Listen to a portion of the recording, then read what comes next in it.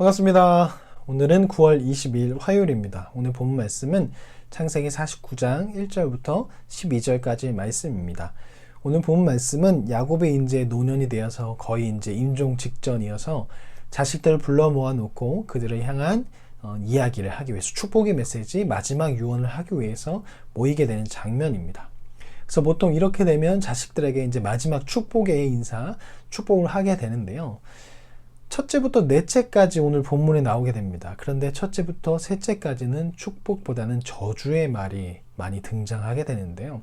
첫 번째 루벤에게 이제 야곱이 이야기하게 됩니다. 루벤은 야곱에게 있어서 특별한 자식이었을 것입니다. 왜냐하면 레아사에서 나왔지만 그에게 있어서 첫 번째 자식이 바로 첫째가 루벤이기 때문입니다. 모든 사람 부모에게서 첫째는 참 특별합니다. 저에게도 첫째가 참 특별한데 그 첫째가 주는 그 설레임이 있었기 때문입니다. 그래서 야곱도 그것을 이야기합니다. 그런데 이 루벤이 실수하고 잘못한 것이 있죠. 그것이 바로 무엇이냐면 야곱이 사랑했던 라헬이 죽었을 때 그 가운데 그 슬픔을 위로해주고 달래주지 못하고 오히려 어떻게 했냐면 그 아버지의 권위를 빼앗아서 구테타를 일으키는 행동을 하는데 그것이 바로 야곱의 또 다른 부인인 비라와 동침한 사건이 있습니다.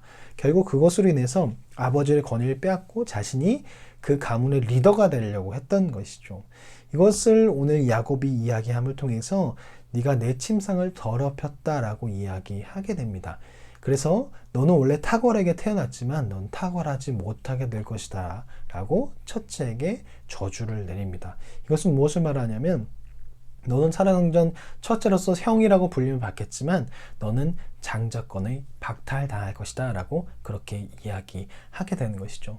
결국 이 야곱의 이 저주가 계속 이어졌는지 루벤 지파에게서는 뛰어난 인물이 나오지 않습니다. 예언자나 어떤 인물이 루벤 지파로부터 나오지 않게 되죠.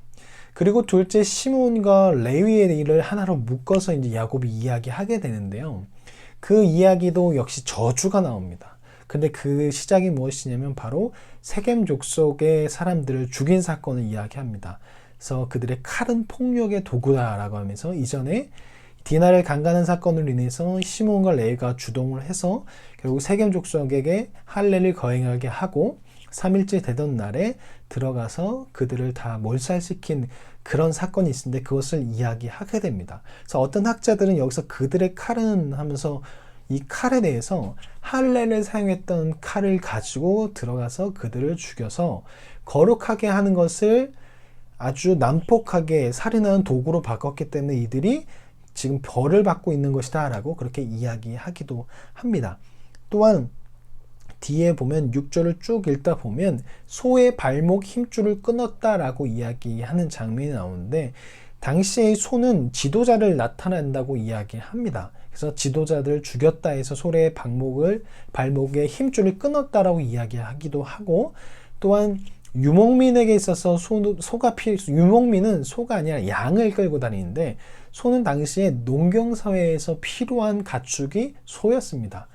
이 세겜 족속은 정착민이었기 때문에 농업을 하던 사람이었고 그런데 그들에게 중요한 소를 죽였다라는 것은 소의 발목을 끊었다는 것은 아예 이 마을 자체를 회생 불가한 마을로 만들어 버렸다는 거예요. 그렇기 때문에 어마어마한 폭력성을 나타내는 것이죠. 단지 사람만을 없앤 것이 아니라 그냥 아예 완전히 그냥 몰락시켜 버리는 아주 나쁜 행동을 해 버린 것이죠.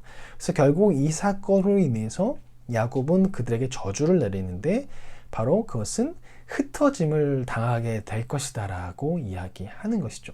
실제적으로 시므온 지파는 결국 나중에 유다 지파의 더부살이를 살게 되고 남북 분열 시대 때 북쪽으로 올라가게 돼서 결국 이제 시므온 지파는 흡수돼서 사라지게 됩니다. 각 지파에 어떤 땅을 받지도 못하고 지파로서의 거의 이제 사라지게 되는 일이 벌어지게 됩니다. 레위 지파도 마찬가지죠. 모세 시대에 이제 지파별로 모였을 때 각 지파가 있었지만 레위 지파는 또 성읍을 받지 여호수아 시대 때 성읍을 받지 못하게 되고 각 지파에 이 흩어져서 거기에서 얹혀 사는 사람들이 바로 레위 지파가 되죠. 그런데 여기서 하나 기억할 것이 있는데요. 첫째도 둘째도 셋째도 다 저주를 받았습니다. 그런데 레위 지파는요, 저주받았음에도 불구하고 하나님의 성소에서 일을 하고 하나님의 성전에서 일을 하는 하나님의 일을 직접적으로 하게 되는 제사장 가문이 됩니다. 그것이 시작이 아마 레위 지파였던 비느하스가 시므온 지파 사람들이 결국 그 마을 여인네들과 좋지 못한 관계를 맺은 것을 이제 처벌해야 할 상황이었을 때 비느하스가 대표적으로 그들을 처벌하게 되는데요. 이 사건을 통해서 결국 이들이 회생하게 됩니다.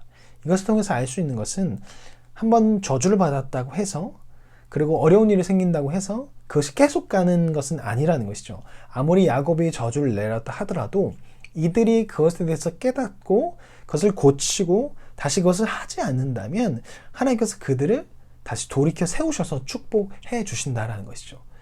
레위는 흩어졌습니다. 하지만 그 흩어짐이 어떤 벌로서 그런 게 아니라 각 흩어져서 하나님을 나타내고 그들에게 하나님께 제사 지내는 것, 하나님과 연결시키는 역할을 각 지파마다 하는 역할을 하기 위해서 레위 지파는 흩어진 것이죠. 결국 하나님의 일을 하기 위해 흩어진 것이 바로 레위였습니다.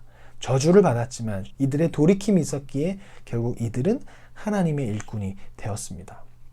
그리고 이제 이 유다에 대해서 이야기가 나오게 되는데요.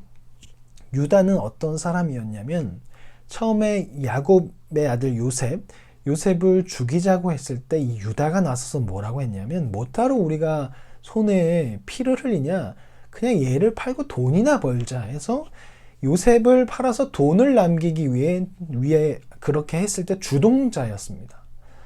그랬던 유다가 나중에는 베냐민을 살리기 위해서 아버지를 위하는 마음에 있어서 자신이 모든 죄를 뒤집어 쓰겠다고 하고 자신이 희생하겠다고, 자신이 대신 베냐민 대신이 갇혀 있을 테니 그를 보내달라고 그렇게 이야기하는 사람으로 바뀌게 됩니다.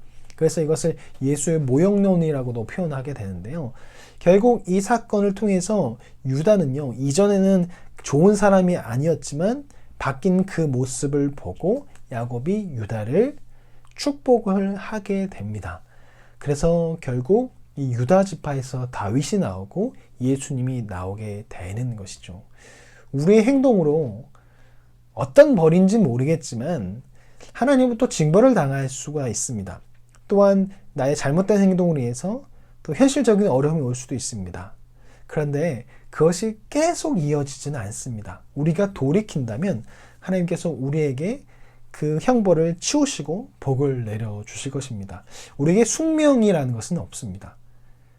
무언가 예정되어 있는 것이 있다라고 성경은 말하기도 하지만 구약 자체에선 예정이라는 것이 그렇게 강하게 나타나지 않습니다. 하나님께서 오늘 야곱이 자식들에게 축복과 저주를 내렸지만 그것이 반드시 계속적으로 이어지지는 않습니다. 셋째 레위를 통해서 볼 수 있는 것처럼 말이죠. 우리 삶에서 때로는 나는 저주받은 것인가, 나는 버림받은 것인가, 계속 고난과 고통이 오면 내 인생은 왜 이렇지? 하면서 여러 가지 생각이 들게 되는데요. 그때 우리가 기억해야 할 것은 하나님은 하나님을 찾는 자는 그냥 두시지 않는다라는 거예요. 하나님의 이름을 부른 자에게 가만히 있지 않으신 분이 바로 하나님이라는 것이죠. 하나님은 공의의 하나님이십니다. 사랑의 하나님이십니다. 그렇기 때문에 공평하고 의롭게 하십니다. 우리가 하나님을 찾고 돌이키는 그 우리를 하나님 못 본 척 하시지 않는 분이십니다. 그것을 기억하며 우리의 삶에 내 마음도 되지 않을 때도 있고 참 어려움이 있을 때 이것을 기억했으면 좋겠습니다. 하나님은 나를 사랑하시고 우리의 삶을 바꾸실 수 있는 분이라는 것. 우리가 돌이켜서 하나님께 나아갈 때 하나님 우리를 받아주시고 우리의 인생을 바꾸실 수 있는 분이라는 걸 기억하며 힘내고 살아가는 우리가 되었으면 좋겠습니다. 자, 그러면 내일 뵙겠습니다. 안녕히 계세요.